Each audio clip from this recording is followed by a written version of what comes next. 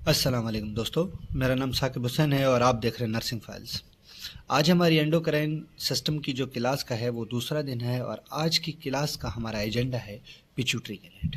Pituitary gland हमारे पास endocrine gland है और आज हम इसकी एनाटमी एंड फिजियोलॉजी डिस्कस करने जा रहे हैं। पिट्यूटरी ग्लैंड में मौजूद जो ग्रुप ऑफ सेल्स हैं हम वो डिस्कस करेंगे। उसके अलावा हाइपोथैलेमस जो अपने अंदर से हार्मोन रिलीज़ करता है पिट्यूटरी ग्लैंड को कंट्रोल करने के लिए, उनके बारे में इन डिटेल डिस्कस करेंगे और साथ में हम ये डिस्कस करेंगे कि पिट्यूटरी ग्लैंड की बेसिकली एनाटमी है क्या, उसकी लोकेशन क्या है। तो आएँ शुरू करते हैं।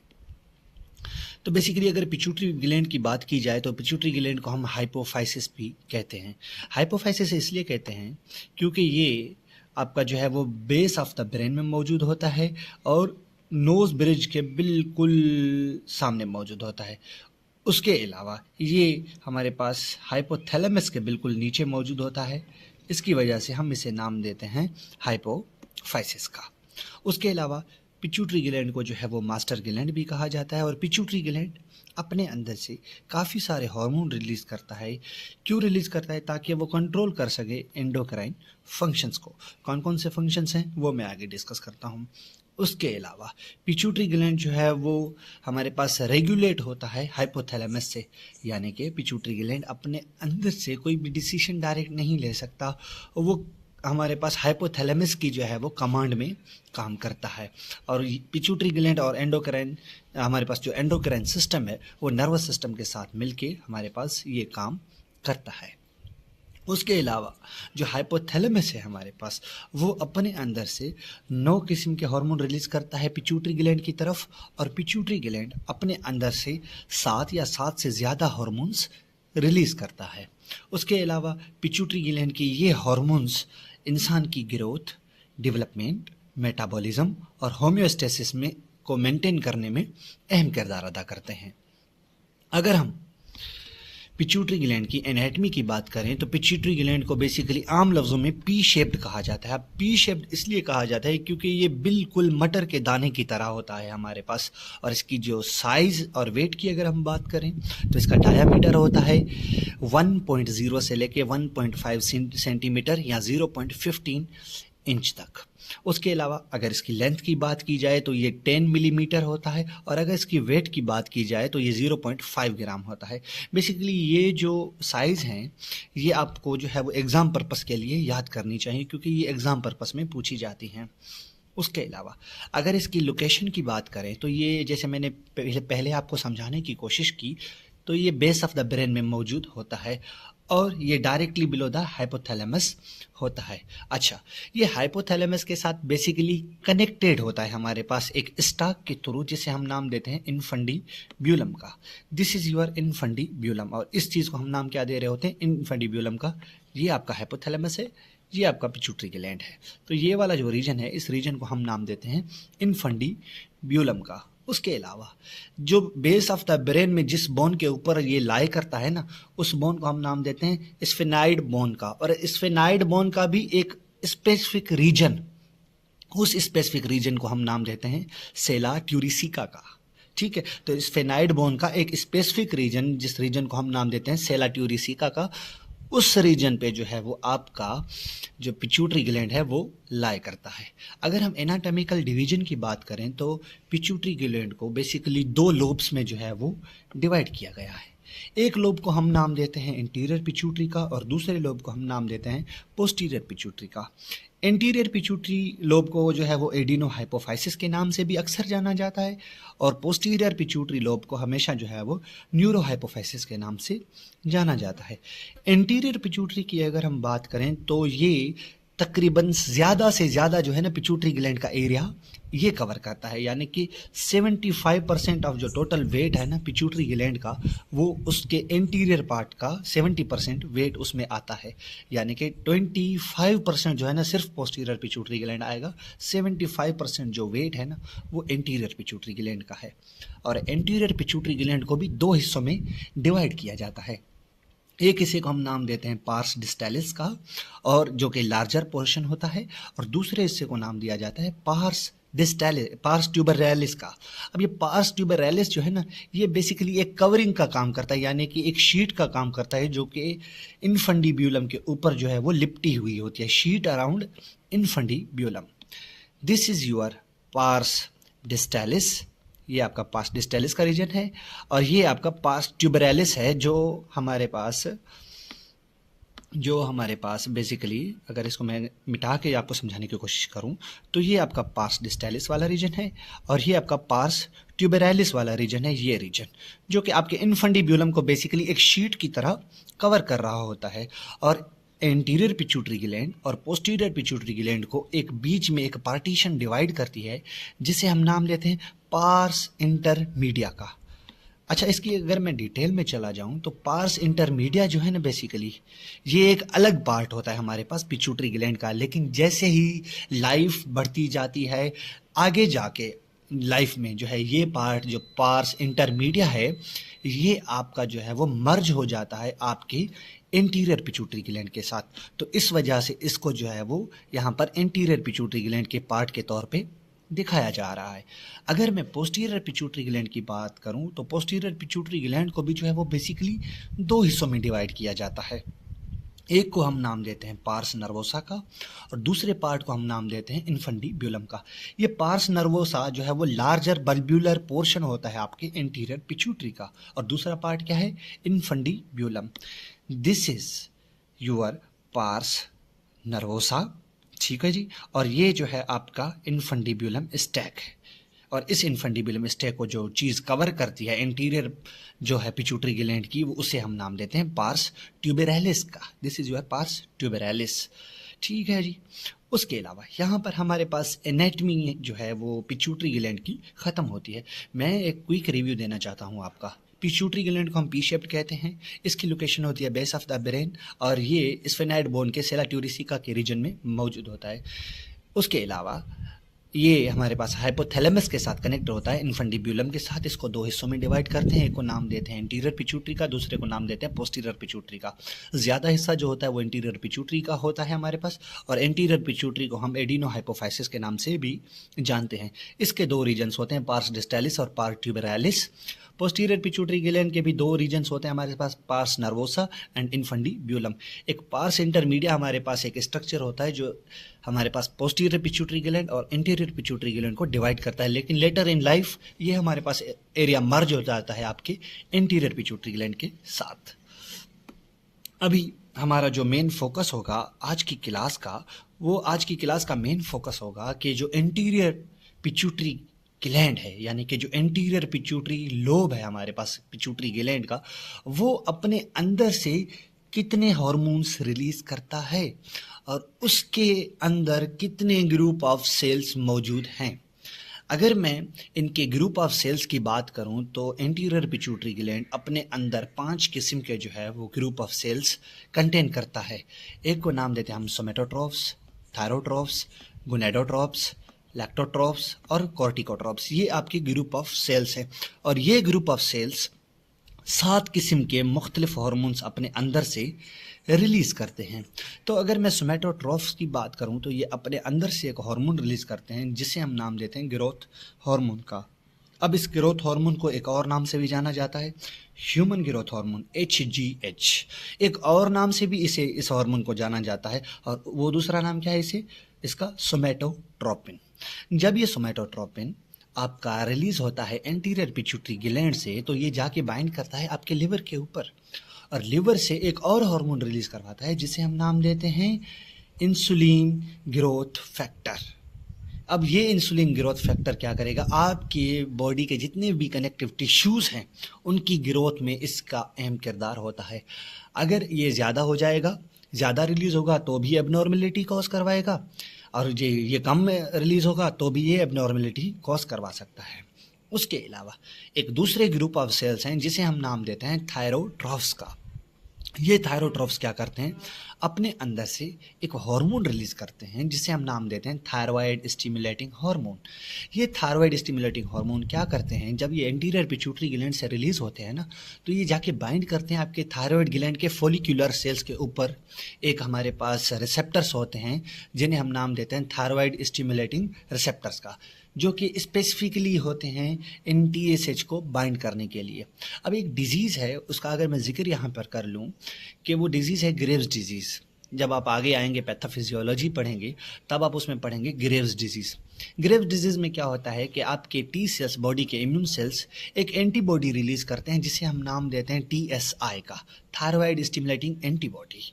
ये TSI क्या करती है कि ये जब रिलीज़ होती है ना, ये क्या करती है, मिमिक करती है आपके थायराइड स्टिमुलेटिंग हार्मोन की तरह, और ये जाके बाइंड करती है हमारे पास फॉलिकुलर सेल्स के ऊपर और ज़्यादा T3 और T4 का रिलीज होता है, जिसके नतीजे में ग्रेव्स डिजीज़ कॉज होती है।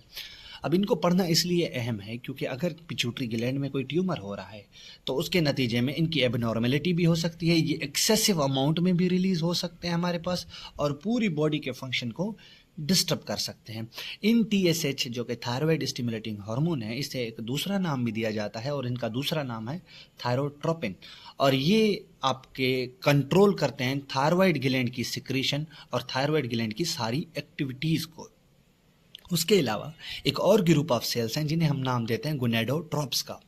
गोनेडोट्रोप्स क्या करते हैं, अपने अंदर से एक दो किस्म के हार्मोन रिलीज करते हैं। अब एक को नाम कह देते हैं हम FSH का और दूसरे को नाम देते हैं हम LH का, यानी कि ल्यूटिनाइजिंग हार्मोन। ये FSH और LH मेल और फीमेल गोनेट्स पे जाके एक्ट करते हैं, और मेल में गोनेट्स मौजूद होते हैं आपके टेस्टिस और फीमेल में गोनेट्स मौजूद होते हैं ओवरीज। जब ये टेस्टिस के ऊपर बाइंड करेंगे तो ये क्या करेंगे कि स्पर्म की प्रोडक्शन में इन्वॉल्व होंगे और आपके टेस्टोस्टेरोन जो मेल हार्मोन होता है उसकी सिक्रीशन में इन्वॉल्व होंगे और उसकी सिक्रीशन को कंट्रोल करेंगे। जब ये ओवरीज के ऊपर बाइंड करेंगे तो ओवरीज के ऊपर बाइंड करने के बाद ये एग्स को मैच्योर करने में अहम किरदार अदा करते हैं और दो किस्म के वहाँ से हार्मोन रिलीज करवाते हैं। एक को नाम देते हैं हम इस्ट्रोजन और दूसरे को नाम देते हैं प्रोजेस्टेरोन। चौथे नंबर हमारे पास एक ग्रुप ऑफ सेल्स हैं जो कि आपके इंटीरियर पिट्यूटरी ग्लैंड में मौजूद हैं और उन्हें हम नाम देते हैं लेक्टोट्रॉफ्स का। लेक्टोट्रॉफ क्या करते हैं, अपने अंदर से एक हार्मोन रिलीज करते हैं जिसे हम नाम देते हैं प्रोलैक्टिन का।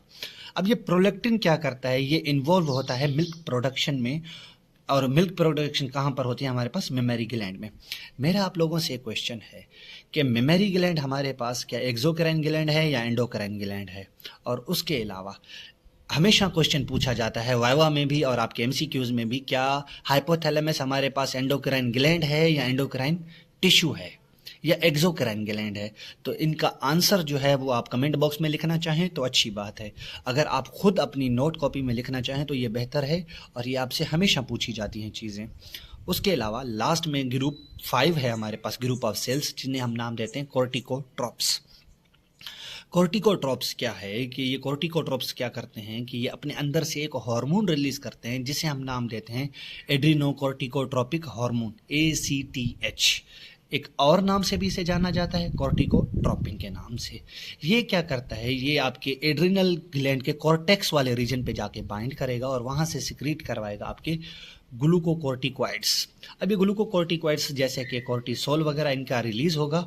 उसके अलावा कुछ हमारे पास कोर्टिकोट्रॉप्स ये आपके क्या करते हैं, यानी कि ACTH, ये क्या करते हैं कि ये पार्स इंटरमीडिया से रिलीज होते हैं और ये आपके सिक्रीट करते हैं एक हार्मोन, यानी कि कोर्टिकोट्रॉप्स आपके पार्स इंटरमीडिया में जो मौजूद होंगे ना, ये ग्रुप ऑफ सेल्स कहाँ मौजूद होंगे, पार्स इंटरमीडिया में, और ये एक किस्म के ग्रुप ऑफ हार्मोन को रिलीज करेंगे जिन्हें हम नाम देते हैं मेलानोसाइट स्टिमुलेटिंग हार्मोन। अच्छा, एक डिजीज़ बता देता हूँ आपको। एक डिजीज़ है हमारे पास एडिजन डिजीज़ के नाम से। उसमें क्या होता है कि इनका जो है वो रिलीज़ ज़्यादा हो जाता है, जिसके नतीजे में क्या होता है कि एड्रिनल ग्लैंड से जो है वो ज़्यादा ग्लूकोकोर्टिकोस्टेरॉइड्स हार्मोन भी रिलीज़ ज़्यादा होते हैं, और क्या होता है कि मेलानोसाइट यानी कि MSH भी ज़्यादा रिलीज़ होते हैं। अब MSH क्या करते हैं, आपके मेलानोसाइट सेल के ऊपर जाके बाइंड करते हैं, और ये सेल्स क्या करते हैं, मेलानिन हमारे पास प्रोटीन जो होती है, हमारे पास कलर पिगमेंट होता है, उसके रिलीज करवाते हैं, जिसके नतीजे में क्या होता है कि उस पेशेंट को जो है वो जॉइंडस की तरह हमें पीलिया पीलिया जो है वो नज़र आना शुरू हो जाता है, हाइपर पिगमेंटेशन उसकी स्किन पे हो जाती है, और ये इंडिकेट करती है कि हमारे पास एंटीरियर पिट्यूटरी ग्लैंड में कोई मसला है, जिसके नतीजे में कॉर्टिकोट्रोपिन ज़्यादा रिलीज हो रहे हैं हमारे पास, और ये कॉर्टिकोट्रोपिन क्या करवा रहे हैं, जिसके नतीजे में क्या हो रहा है कि कॉर्टिकोट्रोपिन क्या करवा रहे हैं कि स्टिमुलेट कर रहे हैं, यानी कि सिक्रीट कर रहे हैं एमएसएच को, और ये एमएसएच मेलानोसाइट को जो है वो स्टिमुलेट कर रहे हैं, जिसके नतीजे में पिगमेंट ज़्यादा प्रोड्यूस हो रहा है। ये आपके टोटल 7 हार्मोन्स हैं, 5 group of cells 7 hormone release करते हैं। अब इसको मैं एक क्विक रिव्यू दे देता हूँ आपको। GH number 1, TSH number 2, FSH and LH 4 हो गए टोटल हमारे पास। उसके अलावा प्रोलैक्टिन कौन से हो गए, 5वें हो गए हमारे पास। हमारे पास एसीटीएच कौन से हो गए, 6ठे नंबर हो गए, और मेलानोसाइट कौन से हो गए, 7वें नंबर। यानी कि 7 हार्मोन्स यहाँ से तकरीबन रिलीज हो रहे हैं एंटीरियर पिट्यूटरी ग्लैंड से। अभी तो मैंने बात कर ली कि एंटीरियर पिट्यूटरी ग्लैंड अपने अंदर से ये हार्मोन रिलीज कर रहा है, लेकिन शुरू में मैंने ये बात की थी कि इन सारे हार्मोन के रिलीज को कंट्रोल करता है आपका हाइपोथैलेमस। तो हाइपोथैलेमस से कौन से हार्मोन रिलीज होंगे जो इन हार्मोन को जो है वो यानी कि कंट्रोल करेंगे। तो एंटीरियर पिट्यूटरी ग्लैंड की तरफ हाइपोथैलेमस अपने अंदर से 7 किस्म के हार्मोन को रिलीज करता है, जिनमें से 5 होते हैं आपके रिलीजिंग हार्मोन और 2 होते हैं आपके इनिबिटरी हार्मोन। रिलीजिंग हार्मोन का यहाँ पर ये मुराद है कि यहाँ पर क्या होगा कि ये जब हाइपोथैलेमस से रिलीज होंगी तो ये जब एंटीरियर पिट्यूटरी लोब पे जाके बाइंड करेंगे ना, वहाँ से हार्मोन को रिलीज करवाएंगे। और इनिबिटरी का मकसद यहाँ पर ये है, मतलब ये है कि जब ये हाइपोथैलेमस से रिलीज हो रहे होंगे ना, जब ये रिलीज होकर एंटीरियर के ऊपर आके बाइंड करेंगे ना, तब एंटीरियर से जो हार्मोन रिलीज हो रहे होंगे ना उनकी इनिबिशन करवाएंगे, यानी कि उनको उनकी सिक्रीशन को इनिबिट करेंगे, बंद करेंगे जाके। तो अब पहले मैं डिस्कस करता हूं कि 5 रिलीजिंग हार्मोन कौन से हैं। सबसे पहला है आपका ग्रोथ हार्मोन रिलीजिंग हार्मोन। ये हमेशा वाइवा के क्वेश्चन हैं, आपसे पूछे जाएंगे कि रिलीजिंग हार्मोन कौन से हैं। तो growth hormone releasing hormone GHRH, जिसे हम दूसरा नाम देते हैं सोमैटोकेराइनिन का। यहाँ पर ये क्या था, सोमैटोट्रोपिन, इन कंफ्यूज नहीं होइएगा। GHRH क्या है, सोमैटोकेराइनिन, और ये क्या करता है आपके सिक्रेशन करवाता है ग्रोथ हार्मोन की। थायरोट्रोपिन रिलीजिंग हार्मोन क्या करेगा, TSH की रिलीज करवाएगा। कोर्टिकोट्रोपिन रिलीजिंग हार्मोन क्या करेगा, आपके एड्रीनोकोर्टिकोट्रोपिन हार्मोन का रिलीज करवाएगा। प्रोलैक्टिन रिलीजिंग हार्मोन क्या करेगा कि प्रोलैक्टिन का रिलीज करवाएगा। गोनेडोट्रोपिन रिलीजिंग हार्मोन क्या करेंगे, आपके FSH और LH का रिलीज करवाएंगे। और 2 इनिबिटरी हार्मोन जो है वो रिलीज करवा रहा है, यानी कि वो उनकी इनिबिशन करवाएंगे। Growth hormone inhibiting hormone GHIH, ये हाइपोथैलेमस से रिलीज होगा और आपके पिट्यूटरी ग्लैंड पे आके सोमैटोट्रॉफ्स पे आके बाइंड करेगा। इन GHIH को एक दूसरा नाम दिया जाता है जिसे हम क्या कहते हैं, सोमैटोस्टेनिन। पीछे कौन से थे, सोमैटोट्रोपिन, सोमैटोग्राइनिन, ये सोमैटोस्टेनिन। कंफ्यूज नहीं होइएगा, लिख लीजिए अपने पास और इनको याद रखिए, रिपीट करते रहिए।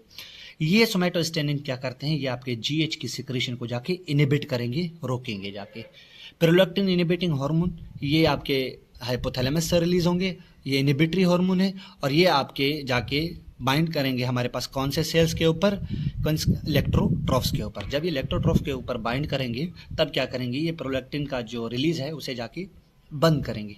और इन्हें PIH को एक और नाम दिया जाता है और उनका दूसरा नाम है डोपामीन। मैं उम्मीद करता हूं कि आज की क्लास में आपको जो है वो समझने में बड़ी जो है वो खुशी हुई होगी, और मैं उम्मीद करता हूं कि जो है वो आज की क्लास आपको अच्छे से समझ आई होगी। और मैंने अपनी पूरी कोशिश की है कि इजी वर्डिंग में, इजी तरीके से आपको ये कॉम्प्लेक्स जो है वो चीज़ें समझाने की कोशिश करूँगा। आज की क्लास हमारी यहीं तक ख़त्म होती है, लेकिन पिट्यूटरी ग्लैंड आपका अभी तक ख़त्म नहीं हुआ। इसके अलावा जो नेक्स्ट क्लास होगी यानी कि क्लास नंबर 3, उसके ये ऑब्जेक्टिव हैं जो मैं आपको समझा रहा हूँ अभी, जो कि हम अपनी अगली क्लास में डिस्कस करेंगे। आने वाली क्लास में हम हाइपोफैशियल पोर्टल सिस्टम डिस्कस करेंगे। उसके अलावा पोस्टीरियर पिट्यूटरी ग्लैंड से कौन से हार्मोन रिलीज हो रहे हैं और उनका हमारे पास किस तरह से फंक्शन होता है, जैसे आपका ADH हो गया। उसके अलावा हमारे पास इनका किस तरह से रोल हो रहा है, ये सारी चीज़ें, ऑक्सीटोसिन किस तरह से प्रोड्यूस हो रही है और कैसे काम कर रही है, ये सारी चीज़ें हम अगली क्लास में डिस्कस करेंगे। उसके अलावा इनका मैकेनिज्म ऑफ एक्शन क्या है, ये हम आगे वाली क्लास में डिस्कस करेंगे। आने वाली क्लास में ग्रोथ हार्मोन किस तरह से आपका काम करता है, कौन कौन से फंक्शन परफॉर्म करता है, और इनका अहम चीज़ के मैकेनिज्म ऑफ एक्शन क्या है, ये हम आगे वाली क्लास में डिस्कस करेंगे अपने अगले ऑब्जेक्टिव में। क्लिनिकल कनेक्शन क्या है ग्रोथ हार्मोन का, हाइपरग्लाइसीमिया में किस तरह किरदार हो रहा है, इंसुलिन रेजिस्टेंस किस तरह से कॉज हो रही है, डायबिटोजेनिक इफेक्ट क्या है इसका, ये सारी चीज़ें हम अगली क्लास में डिस्कस करेंगे जो कि अगला ऑब्जेक्टिव है। ऑक्सीटोसिन के बारे में पढ़ेंगे, उसका फंक्शन पढ़ेंगे, एडीएच का फंक्शन पढ़ेंगे, क्या काम करवा रहा है, किस तरह से काम कर रहा है। और इससे अगले वाली क्लास यानी कि जो क्लास नंबर 4 होगी उसमें हम थायराइड ग्लैंड में मौजूद फॉलिकुलर सेल्स, इससे मौजूद हमारे पास रिलीज ऑफ हार्मोन्स, किस तरह से रिलीज ऑफ हार्मोन हो रहे हैं, इसकी एक ये पिक्चर जो अहम है जो कि हर स्टूडेंट को समझनी चाहिए, जो कि आगे आपको वक्त आने में बहुत काम देगी। ये पिक्चर है वो कि किस तरह से आपका जो है वो सिंथेसिस हो रही है, आपके हार्मोन्स बन किस तरह से रहे हैं, ये T3 और T4। ये कॉम्प्लेक्स मैकेनिज्म इंशाल्लाह मैं आपको 4th नंबर क्लास में समझाने की कोशिश करूँगा। तब तक के लिए दीजिए मुझे इजाज़त। अल्लाह हाफिज़, अपना ख्याल रखिएगा, दुआओं में याद। Thank you so much.